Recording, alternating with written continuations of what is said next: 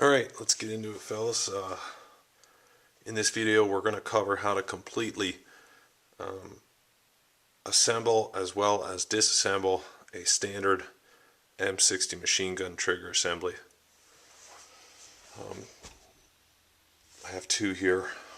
This is a 100% complete assembled,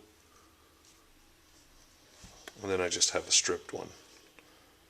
Both the same type of assembly, just one's complete, one's stripped, and the reason being is because I want to go over each and individual component that you need to complete one of these before we get into it. So let's go ahead and do that. So a lot of the trigger housings that you find out there are stripped, and there's nothing wrong with getting a good stripped trigger housing. You can find the components to complete them pretty easily. One thing you want to look for when you're buying one of these is you want to make sure you got a good rubber on the outside of it.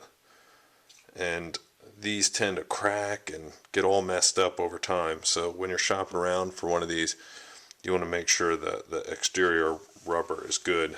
And you can almost see the difference here. Hold this up. This is a brand new old stock trigger assembly.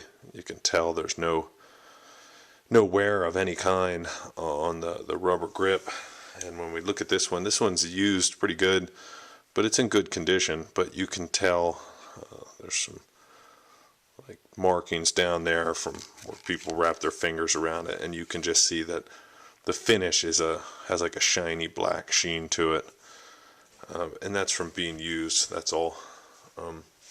So what you're going to need to complete one of these is first, you're going to need your safety.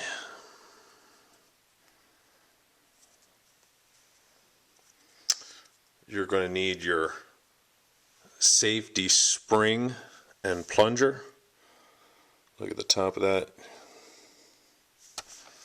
Not to be confused with the sear spring and plunger, which is right here. Sear spring, sear plunger. Pretty hard to confuse these. You can see the difference in size. You're going to need your sear. It's good to have a few extra sears as spare parts, mainly because the tops of these wear. You can see it. That's from the op rod riding on it. One of the main reasons the top of this wear is because when people are shooting, they're not pulling the trigger down all the way.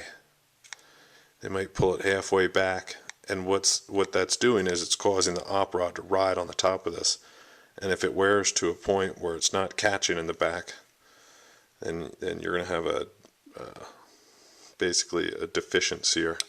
And you can see on this used one here, it's hard to see, but there's some slight wearing in the back of it on a downward angle from the op rod, whereas this one is perfectly square and has a very good surface on the top. So that's our sear assembly. Again, it's good to have 3 or 4 of these sitting around as spares. This is our sear pin.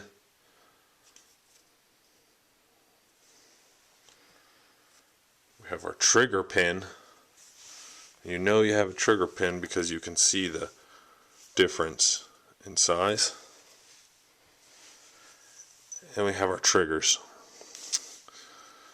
When you're getting a trigger assembly, make sure it has this spring on the back of it. A lot of people sell these used and the spring is broken off. You want to make sure the spring is on there. Okay, so that's everything we need there to completely assemble an M60 standard trigger housing.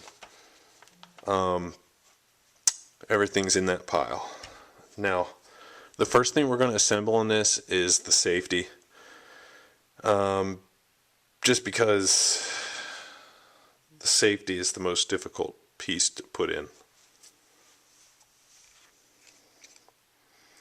So if we look in the back of this, in the back of our trigger housing, we see we have 2 holes. The back hole is for the safety. We can see right there's the hole that goes in the side.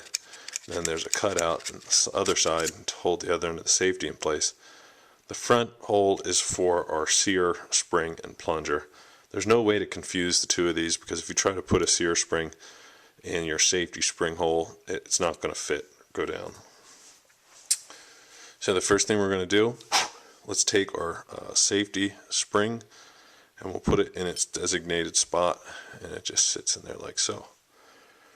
Then we're going to take our plunger with the rectangular shape facing the top, and we want it to sit in there like that. We want the rectangular shape to be long ways with the trigger housing. And let's go ahead and sit it in there, and you can see that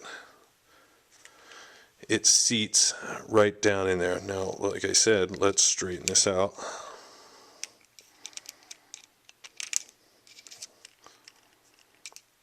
So it's facing the long way.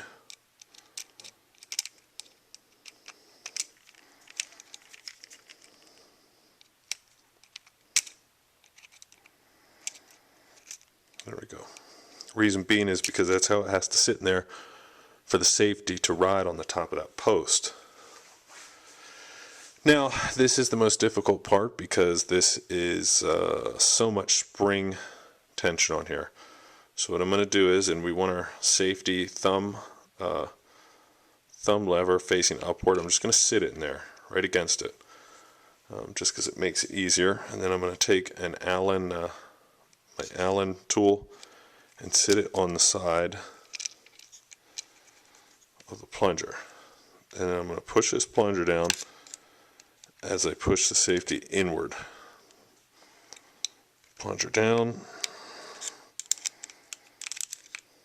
Now it's sitting on top, but it's hitting the top of the post on the plunger, so let's push it down more.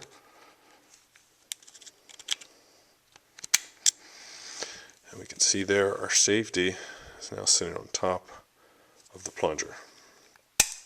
Then we can just slide it forward, but we can see that's not lining up with that hole that's in the side. So let's apply some downward pressure and push in. So we're applying downward pressure by pushing this butterfly latch up, and we're kind of guiding that in the side. And then once that's in place, we rotate it down and our safety's set. Okay. The next thing we're going to install is our sear spring, the next thing we're going to install is our trigger. So with this spring facing downward, this is the trigger slot right here. Let's go ahead and put that spring, the back of that spring, on the lip of the back of the slot. We want to make sure this lever, spring lever, is underneath it. Once that's done, we can just sit the front of it down, and we want to line this hole on our trigger up with this hole down here for our trigger pin. So we're going to just eye that on top. It's kind of sitting in place. We can see our spring here is sitting on where it should be. And then from the right side, because there's no space on the left, from the right side we're going to insert our trigger pin. And we're just kind of working the trigger so that it's lined up. It's a tight precision fit.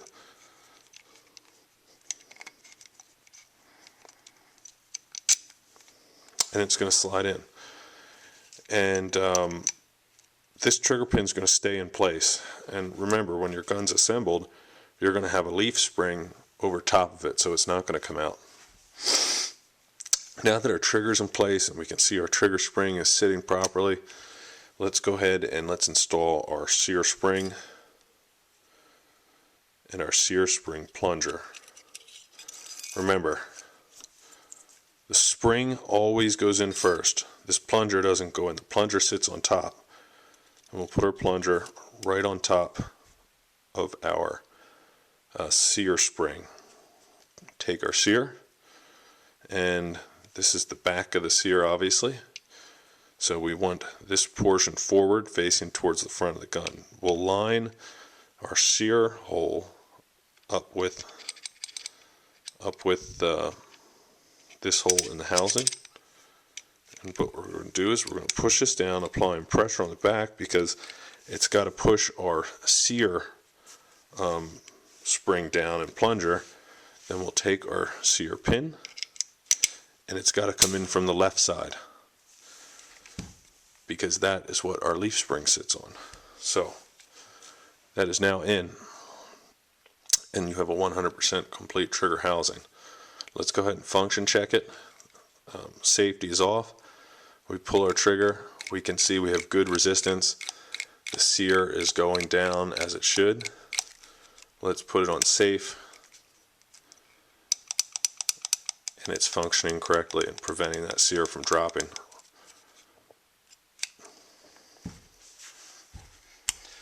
So that's it. That's how to completely assemble a M60 standard trigger housing. So now we'll just cover disassembly quick. And for the purposes of cleaning your gun, I typically don't disassemble this. A lot of guys that do, you know, if you're careless, you can end up losing springs and stuff.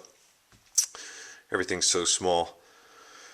So to disassemble, the first thing we're going to do is we're going to hold our sear down so we don't send it flying out, and then we're going to remove, see I'm holding it down with my index finger, we're going to remove the sear retaining pin. Then our sear is going to come right out of the top. We can see our plunger. Let's go ahead and take our sear spring and plunger out. Then we'll remove our trigger. This has a little lip on the edge of it. Basically I can use my fingernail to get in there. Trigger pin is out. Basically pull our trigger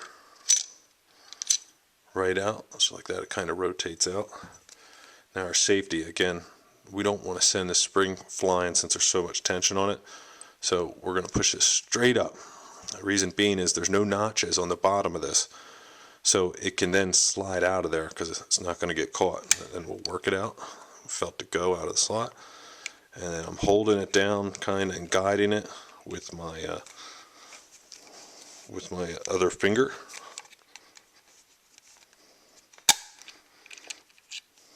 We've worked that out of there. It's our safety, and then we have our safety spring and plunger, and that's how to completely 100% disassemble the trigger assembly. If you just bought a gun and you never messed with it before, it's not a bad idea to completely 100% strip this down, check your springs, because these springs can break over time for sure, and clean everything real good, blow it out with some compressed air and reassemble it. So, that's what if it was a brand new gun for me, not brand new, but if it was a gun I've never owned before and you're unsure of the history of it, doesn't hurt to disassemble that and clean it. So that's it. That's how to completely assemble and disassemble a standard M60 trigger housing.